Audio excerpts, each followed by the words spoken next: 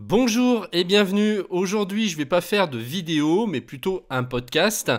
On va parler des crypto-monnaies, des NFT et du métaverse.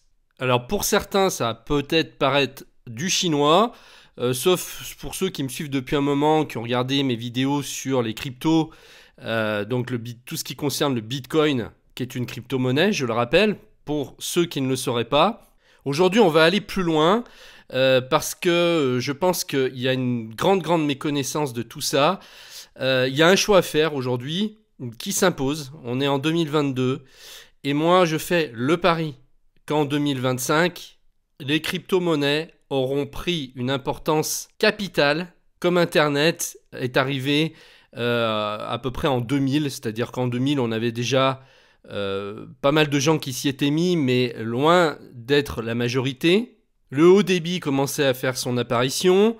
Il y a beaucoup de gens qui étaient réfractaires encore à Internet à cette époque, qui voulaient même pas en entendre parler parce que ça les faisait flipper clairement. Il y a encore des gens comme ça aujourd'hui. J'en connais. Voilà, je ne vous dis pas qu'ils sont nombreux. Je pense que ça doit représenter peut-être 1 ou 2% de la population. Mais il y a toujours des gens qui aujourd'hui n'ont pas d'ordinateur. Et je vous parle de gens qui vivent en France, hein. C'est purement un choix, ça n'est pas du tout un problème économique, hein. C'est des gens qui peuvent très bien s'acheter un ordinateur et se payer une connexion Internet. Mais il y a encore des gens qui n'en veulent pas aujourd'hui, qui diabolisent encore dans leur tête Internet.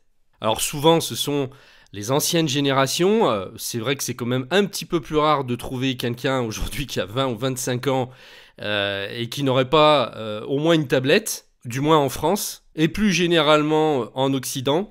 Et je vous parle de ça parce que je vais faire le parallèle avec ce dont je vais vous parler après.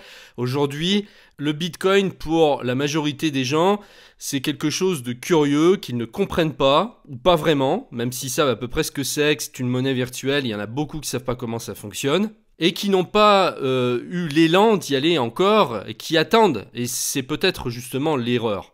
Pour ma part, j'ai commencé à m'y intéresser à l'été 2017. Et il y a une seule chose que je regrette, c'est de ne pas m'y être intéressé avant, d'autant plus que quand le Bitcoin a été créé en 2008, j'en avais entendu parler, mais j'ai pas été assez curieux, et je vais pas dire que je m'en mords les doigts, c'est pas à ce point-là, mais je regrette honnêtement de pas m'y être intéressé, à l'époque où le Bitcoin valait même pas 1 centime d'euro. Donc aujourd'hui, je vous rappelle que son cours, c'est 39 000 $, enfin pratiquement 40 000 $. En novembre dernier, il était à plus de 60 000 $. Il a battu son record. On est monté, je crois, jusqu'à 68 000 $, qui est vraiment le record. Et quand vous pensez que moi, quand j'ai commencé à m'y intéresser en 2017, il était seulement, même pas encore à 3 000 $, ça fait réfléchir. Et quand j'en avais parlé, justement, quand j'ai commencé à m'y intéresser sur ma chaîne, il y a des gens qui ont réagi en me disant « Mais c'est n'importe quoi, le Bitcoin ne repose sur rien, ça n'est pas une monnaie, ça n'a aucune valeur. » Et ces gens-là, aujourd'hui, je pense quand même, doivent réfléchir un petit peu quand ils voient que aujourd'hui, il est à 40 000 $ et que ça, c'est en train de se stabiliser. C'est-à-dire que là, il y a très peu de chances aujourd'hui qu'ils redescendent, j'allais dire, à 10 000, 15 000 $. Ça me paraît très peu probable. Pourquoi ? Parce que l'adoption est de plus en plus importante et que ceux qui détiennent des bitcoins aujourd'hui les vendent beaucoup moins facilement. Dans les statistiques, on voit que les gens les gardent sur leur wallet et ne veulent pas les vendre. Ce qui fait que s'il y a de plus en plus de gens qui y viennent, forcément, ça va faire monter le prix au fil des mois et au fil des années.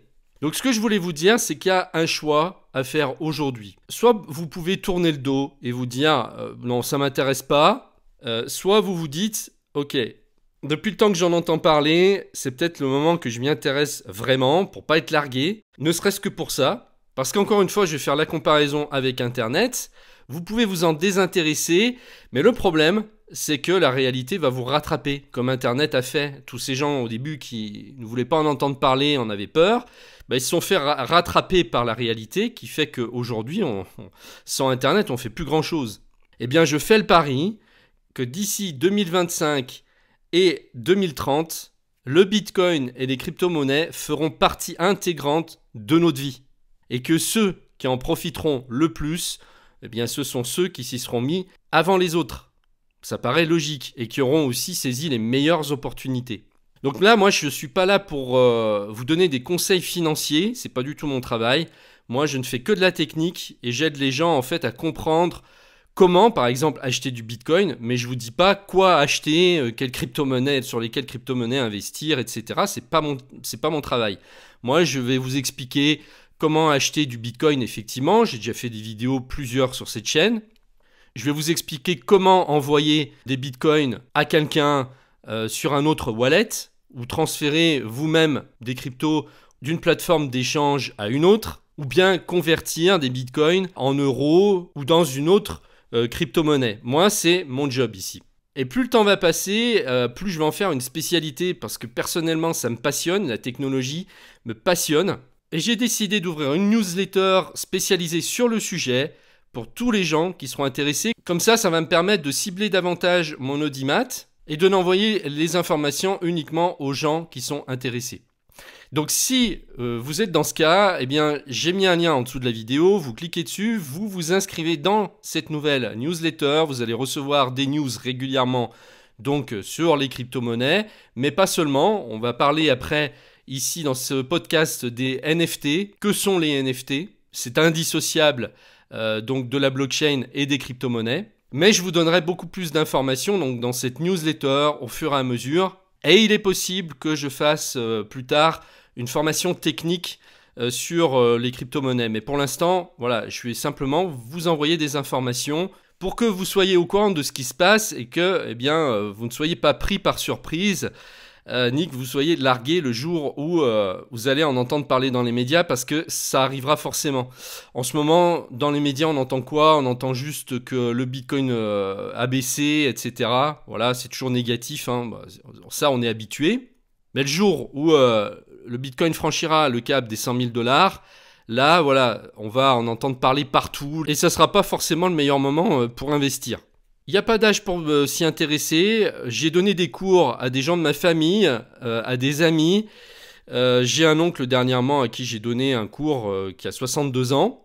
Et 3 personnes avec qui j'ai fait un Skype, dont certaines personnes avaient plus de 70 ans. Donc c'est pour vous dire que c'est plus une question d'état d'esprit, d'être curieux, plus qu'une question d'âge en fait. Parce qu'il y a également des jeunes, des trentenaires, aujourd'hui qui n'y connaissent rien, qui ne savent pas du tout ce que c'est et qui n'ont pas envie de s'y intéresser. Donc ça demande une ouverture d'esprit en fait.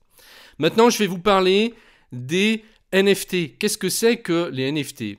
J'ai trouvé ici voilà, une petite définition du journal Le Revenu. Donc c'est un article qui date de 3 jours. Et qui nous dit que 8% des Français détiendraient des cryptos, qu'il s'agisse de monnaies alternatives ou de jetons numériques, et 37% ont l'intention d'en acheter. Donc c'est grandissant, parce que je peux vous dire qu'il y a 4 ans, c'était plutôt 1% des Français détiennent des cryptos, et peut-être 5 ou 10% ont l'intention d'en acheter. 2021 a bouleversé la donne des cryptos, de l'accumulation de records au plongeon spectaculaire du Bitcoin, moins 35% depuis le plus haut historique de début novembre en passant par les NFT. Ces jetons non fongibles sortent de droits de propriété sur des objets numériques où l'adoption du Bitcoin par un pays, le Salvador, comme monnaie ayant cours légal, l'année écoulée a largement contribué à démocratiser le phénomène. Donc ça, il va vraiment falloir s'y habituer, cette fameuse volatilité qu'il y a sur le marché des cryptos, moins 35% depuis novembre. C'est vrai que une des dernières vidéos que j'avais faites, au moment où je l'ai faite, j'avais filmé mon écran, et alors que là, voilà, je vous montre, il est à 39 000 $. Eh bien, dans la vidéo que j'avais faite, il était à plus de 60 000, comme vous pouvez le voir ici. Alors où je vous parle, le Bitcoin est à 63 714 €. Donc ça, c'est la spécificité du marché crypto, cette volatilité.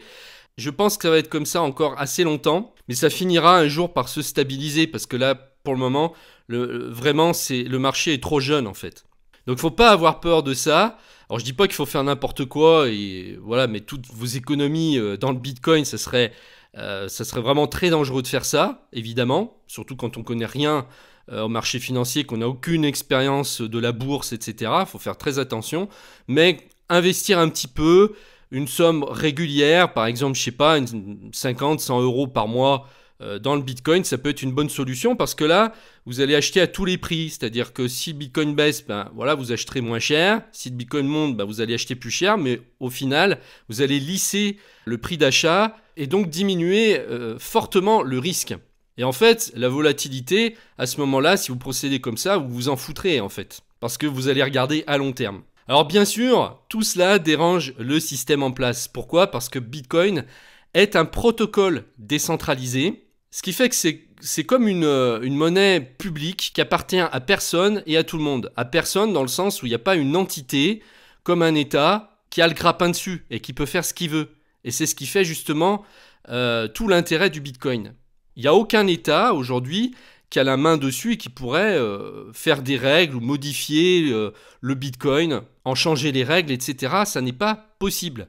Et c'est pour ça qu'aujourd'hui, les États et les banques en ont peur parce qu'ils savent qu'ils n'ont aucun pouvoir là-dessus. Les seuls à avoir du pouvoir, ce sont les gens, la population. Et ça, c'est mondial. D'ailleurs, pour vous faire voir un petit peu où on en est, ici, je ne sais pas si vous avez suivi les actualités, le fameux convoi des camionneurs qui a été fait au Canada et qui commence à venir en France, contre les restrictions de liberté par rapport au fameux pass vaccinal.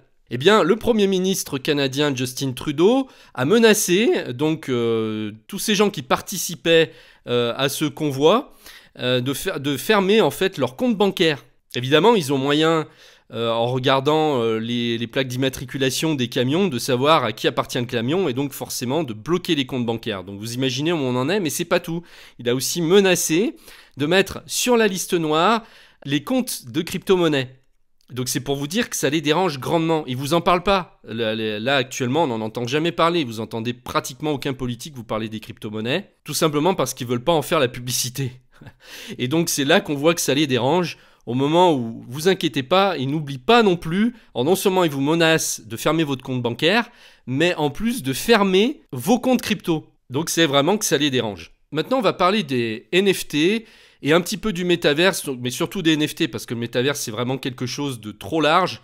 Je vais pas me plonger là-dedans aujourd'hui, sinon la vidéo serait trop longue. Par contre, je peux vous conseiller de regarder le film Ready Player One, qui est un film qui a été réalisé par Spielberg il y a pas très longtemps, il y a 4 ans environ, qui vous donnera une idée de ce que pourrait être le métaverse dans 10, 15, 20 ans. Peut-être plus, hein, parce que voilà, je vous dis ça à la louche, mais ça pourrait être que dans 30 ans ou dans 40 ans. Mais c'est plus un film d'anticipation pour moi qu'un film de science-fiction, parce que ce qu'on se rend compte aujourd'hui, c'est que la réalité dépasse la fiction. Mais pour ceux qui ne connaissent pas les NFT, bien, je vais vous donner une petite définition donc, du journal Les Échos. Les 3 lettres de l'acronyme NFT et la notion de métaverse font le tour de l'actualité économique. Pourtant, à l'instar des crypto-monnaies, ces notions se heurtent encore à l'incompréhension du grand public, pour qui ces marchés en plein essor ne sont qu'un refuge de geeks ou une bulle spéculative. Voici un lexique pour mieux comprendre la tendance. Alors les NFT, l'appellation NFT est un acronyme de l'anglais Non-Fungible Token, soit en français un jeton non fongible. L'adjectif fongible est un terme économique et juridique qui désigne la capacité d'un actif à être échangé contre un autre actif de même valeur. Par exemple, une pièce de 2 € est fongible car elle peut être échangée contre une autre pièce de 2 € ou 2 pièces d'1 €. A l'inverse, un élément non fongible ne peut pas être échangé contre quelque chose de valeur égale. Une parcelle de terrain, un bijou, une œuvre d'art, une bouteille de vin sont par exemple non fongibles, puisqu'ils ont chacun leurs propres caractéristiques qui peuvent être subjectives. On peut estimer leur valeur en argent, mais trouver un autre actif du même type dont la valeur est strictement identique est beaucoup plus difficile. Pourquoi les marques s'emparent déjà du métaverse et des NFT ? Un NFT, donc un jeton non fongible, permet d'associer un actif non fongible, une image, une vidéo, une musique, une œuvre d'art, à un jeton numérique. Détenir ce jeton, c'est être propriétaire de cet actif dont l'authenticité est garantie par la blockchain. Par comparaison, tout le monde peut acheter une impression de la Joconde, mais le propriétaire reste le musée du Louvre. Dans une économie dématérialisée, les NFT permettent ainsi de posséder un objet numérique. Donc c'est là qu'intervient vraiment la révolution, c'est-à-dire qu'aujourd'hui, eh bien, on va avoir des objets numériques qui vont avoir la même valeur qu'un objet physique, dans le monde physique. Et il y a des NFT qui se sont vendus extrêmement cher, notamment les CryptoPunks, les fameux CryptoPunks dont je vais vous parler ici. Donc là, c'est un article de Numérama. Que sont les CryptoPunks? Ces petits personnages numéro 1 des ventes de NFT. Les CryptoPunks sont les NFT qui ont entraîné le plus gros volume de transactions depuis mars 2021. Que sont ces drôles de petits personnages? Cheveux violets ou rouge pétant, capuche, casquette, piercing et clope au bec. À première vue, les CryptoPunks ressemblent aux petits personnages pixelisés des jeux des années 90. Ces 10 000 personnages créés par Larva Labs sont cependant devenus de vraies stars. Chacun d'entre eux est un NFT, ce qui signifie que l'authenticité et la propriété d'un CryptoPunk sont certifiés sur la blockchain. Il n'y a qu'une seule personne en fait qui peut avoir un CryptoPunk, et il n'y en a pas deux. Et comme le révèle un rapport de Chainalysis publié le 6 décembre 2021, ce sont les NFT les plus vendus en ce moment. Le cabinet spécialisé dans l'analyse des transactions blockchain a ainsi étudié les NFT ayant généré les plus gros volumes de ventes entre mars et octobre 2021. Et à ce classement, ce sont les CryptoPunks qui arrivent en tête. Ils ont entraîné pas moins de 3 milliards de dollars. Mais vous imaginez, c'est de la folie. Plus de 2,6 milliards d'euros de transactions. Donc les CryptoPunks sont des pièces de collection uniques créées par Larva Labs en 2017. Il s'agit d'images de 24 pixels sur 24 générées algorithmiquement. Et il existe 10 000 de ces petits punks et punkettes pixelisés. Aucun ne ressemble à un autre et chacun d'entre eux ne peut être officiellement possédé que par une seule personne sur la blockchain Ethereum, explique Larva Labs. C'est sur cette blockchain en effet qu'est stocké le certificat de propriété de ces NFT. Donc ça veut dire que vous pouvez très bien avoir l'image sur votre ordinateur, tout le monde peut le faire. Par contre, il n'y a qu'un seul propriétaire légal de cette image. Il existe plusieurs catégories de CryptoPunks, aliens, singes, zombies, hommes, femmes. À cela s'ajoute une grande variété d'accessoires ou d'attributs mixés de manière unique sur chaque CryptoPunk. Lunettes d'aviateur, cigarettes, chapeau, couette, barbe, nez de clown, capuche, etc. Chaque CryptoPunk dispose d'une page propre sur le site Larva Labs avec dessus la liste de ses attributs, le numéro de son propriétaire, son statut et toutes les transactions dont il a fait l'objet. Et donc il y a des CryptoPunks qui se sont vendus une fortune, par exemple l'équivalent de plus de 23 millions de dollars en Ethereum au moment de la transaction.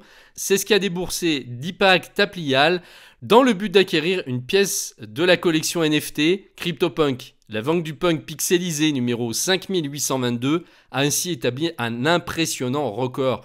Plus de 23 millions de dollars, un CryptoPunk, donc ce truc-là en fait. Voilà, et en plus, voilà, vous faites un clic droit, vous faites enregistrer une image sous et vous le mettez sur votre ordinateur. Alors il y en a beaucoup qui vont dire que c'est n'importe quoi, que ça tient pas debout. Effectivement, c'est possible, l'avenir nous le dira en tout cas. Oui, il y a une espèce de folie en ce moment autour des NFT parce que c'est le début, c'est un peu comme la bulle Internet des années 2000. C'est-à-dire qu'on va voir tout et n'importe quoi avec des excès dans tous les sens.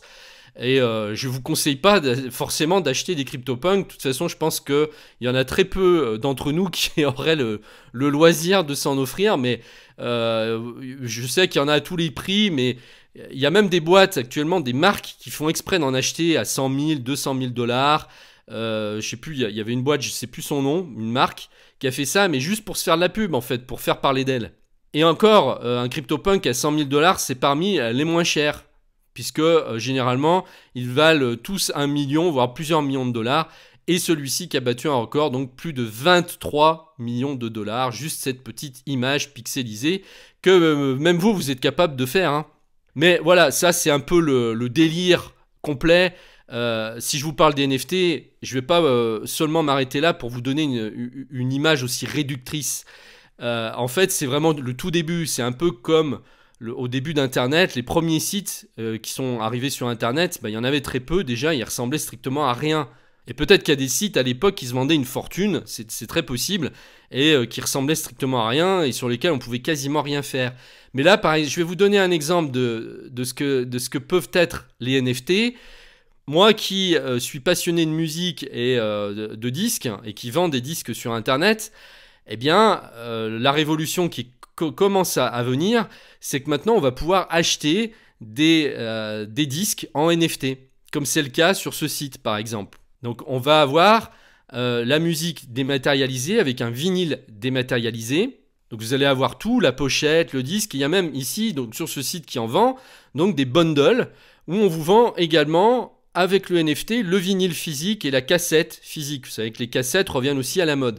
Et ce sont des tirages limités. Par exemple, là, on n'en a que 50 exemplaires de ce NFT-là. Ici, on a une durée limitée pour l'acheter, donc il n'y a pas un nombre défini, mais par contre, on n'a plus que 37 jours pour acheter cette édition de luxe. Donc l'artiste, c'est Toro Gato, et eh bien, il y a de plus en plus d'artistes. Alors pour l'instant, ils sont vraiment une poignée, il n'y en a vraiment pas beaucoup qui se lancent là-dedans, mais qui ont compris le potentiel. Et à l'heure où, justement, ils ont été complètement bloqués avec la crise du Covid, ils ne pouvaient plus faire leurs concerts. Déjà que bon, ils gagnaient plus tellement d'argent en vendant des disques. Avec maintenant les plateformes de streaming, ils gagnent beaucoup moins d'argent qu'avant quand ils vendaient les disques dans les magasins. Et en plus là, on leur disait vous pouvez pas faire de concerts. Donc il y en a qui se sont vraiment retrouvés dans la merde. Et ça les a poussés à chercher des solutions. Et justement, donc, eh bien, il y a des artistes qui ont publié comme ça des NFT. Donc soit des extraits de morceaux musicales, soit des albums complets. Et certains ont vendu très cher en tirage limité. Certains en 10 exemplaires, 50 exemplaires. Il y en a qui se sont fait plusieurs millions d'euros en vendant comme ça un NFT de leur album. Et ça sera pareil pour les livres. Il y a des éditeurs qui, ça y est, commencent à vendre leurs livres en NFT. Alors vous allez me dire quelle est la différence entre un fichier qu'on va télécharger comme la musique, où on peut soit se mettre sur une plateforme de streaming et donc les fichiers ne nous appartiendront pas, on écoutera ça en streaming tant qu'on paye l'abonnement, mais on peut aussi acheter les fichiers et dans ce cas-là, voilà, on télécharge les fichiers, ils nous appartiennent et on n'a pas besoin de payer un abonnement. Bon, c'est pareil pour les achats de livres sur Kindle et tous ces objets qu'on peut acheter de manière dématérialisée, ben, c'est encore différent. Les NFT, c'est encore autre chose. Parce qu'il y a vraiment ici une notion de propriété sur les droits. Alors que vous n'avez aucun droit quand voilà, vous téléchargez un fichier, vous avez le droit de l'écouter ou de le lire, mais vous n'avez aucun droit dessus. Alors que là, c'est complètement différent, il y a des droits. Alors après, il faudra regarder ça dans le détail parce que c'est encore compliqué. Qu'est-ce qu'on a le droit de faire? Qu'est-ce qu'on n'a pas le droit de faire? Mais l'artiste, en fait, cède une partie de ses droits en vendant ses NFT. Et donc imaginez, là on est au tout début de ça en 2022, imaginez le potentiel qu'il va y avoir avec ça dans les années qui viennent. On peut même aujourd'hui acheter de l'immobilier avec des crypto-monnaies. Et vous êtes propriétaire d'une partie d'un appartement. Il y a des sites qui existent comme ça, vous n'êtes pas obligé d'acheter par exemple le bien immobilier en entier, mais une partie, il y a plusieurs personnes en fait qui vont avoir un pourcentage, une partie du bien immobilier et vous achetez ce que vous voulez. Vous pouvez même en acheter pour 50 € et vous allez avoir après des droits de location qui vous seront reversés dessus. Vous voyez? Donc le potentiel est infini avec le monde des cryptos, des NFT et du métaverse. Je sais que ça peut faire peur. Comme Internet a fait peur au début, quand c'est nouveau, c'est normal. Et puis je vous dis pas de vous y jeter tête baissée et de foncer dans le mur. C'est pas ce que je vous dis parce qu'il va forcément y avoir des arnaques. Il va forcément y avoir des gens malhonnêtes qui vont profiter de ça, et ça c'est inévitable, mais c'est le jeu. On peut très bien être curieux, s'y intéresser en étant vigilant et prudent, mais en se lançant quand même tout doucement. Moi j'ai déjà acheté un NFT pour voir, hein, pour tester simplement, mais à l'heure actuelle j'en ai qu'un et je ne l'ai pas acheté $1 million. Voilà, donc j'espère que cette vidéo vous aura intéressé. Je sais que c'est un petit peu bizarre tout ça. Moi, je veux dire, je suis pas un ado, hein, j'ai pas 15 ans, j'ai pas 20 ans, j'ai 47 ans, donc je suis, on va dire, ni jeune ni vieux, mais je pense que c'est davantage une ouverture d'esprit à avoir, parce que moi, la technologie me passionne. Bon, je fais tout pour pas en être esclave, parce que je sais que les pièges sont nombreux, mais on peut, c'est comme tout, la technologie, c'est ni bien ni mal, en fait, c'est l'usage qu'on va en faire, c'est toujours pareil. Vous prenez un couteau de cuisine, vous pouvez manger avec, vous pouvez tuer quelqu'un. Est-ce que le couteau, pour autant, on peut dire que c'est bien ou que c'est mal? C'est l'usage qu'on va en faire, c'est toujours la même chose. Et là, pour l'instant, c'est un peu la jungle. Mais justement, les meilleures opportunités sont à prendre maintenant, et c'est pas quand justement il y aura les réglementations qui seront là, quand tout le monde en aura, que les opportunités les meilleures seront à prendre. Ça sera trop tard. Et il y a beaucoup de gens, la majorité, 90% des gens qui vont attendre finalement, que ça les dépasse et que ça arrive malgré eux. Ils seront obligés d'y aller, ils n'auront pas le choix. Et c'est pas le choix le plus malin à faire d'après moi. Donc voilà, moi ce que je vous propose, si ça vous intéresse, c'est de vous inscrire dans ma newsletter. Vous allez recevoir des infos régulièrement. Je vais de nouveau écrire d'ailleurs des articles, même sur le blog Geek Pratique. Pour l'instant, il n'y a pas beaucoup d'articles, mais voilà, je vais me remettre à écrire. Je vous enverrai des informations dès que ça vaudra le coup. Il est possible que je fasse une formation à un moment donné quand je le sentirai. Alors je vous le dis, ça ne sera pas une formation du tout axée sur les investissements, mais purement sur la technique, encore une fois. Voilà, donc je vous laisse cliquer sur le lien qui est en dessous de la vidéo. Je vous remercie de m'avoir suivi et je vous dis à très bientôt. Au revoir.